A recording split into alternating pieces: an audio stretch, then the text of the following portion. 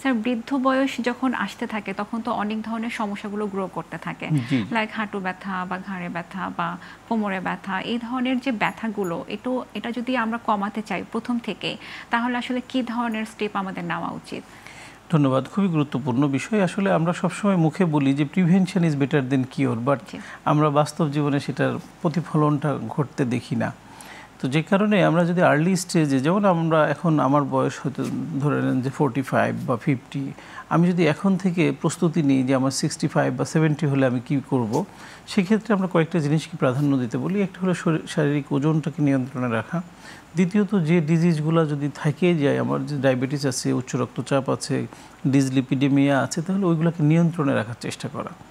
এছাড়া দেখা যায় যে শারীরিক কার্যক্রম যেটাকে আমরা বলি, যে ফিজিক্যাল অ্যাক্টিভিটিটাকে স্বাভাবিক রাখা। যেমন অনেকে এখন সিডেন্টারি লাইফ লিড করে, দেখবেন যে একেবারে দীর্ঘক্ষণ বসে থাকে, কম্পিউটারে কাজ করছে, কোনো হাঁটাচলা নেই, সকালে গাড়িতে উঠে অফিসে যাচ্ছে, আবার অফিস থেকে ব্যাক করছে, কোথাও মুভমেন্ট নেই, ফিজিক্যাল অ্যাক্টিভিটি একেবারে কম।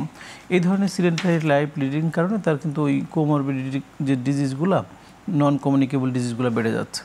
এইটা কিন্তু পরবর্তীতে তার ওই বার্ধক্য জীবনে আরও খারাপের দিকে নিয়ে যাবে। তো সেইগুলোকে যদি আমরা অ্যাভয়েড করতে পারি, ফাস্ট ফুড, জাঙ্ক ফুড যেগুলো আমরা যদি খাবারের তালিকা থেকে একটু সরাইতে পারি, আমরা তৈলাক্ত খাবারটাকে অ্যাভয়েড করে আমরা যদি মানে পুষ্টিকর খাবারগুলো আমাদের খাদ্য তালিকায় রাখতে পারি। রাইট।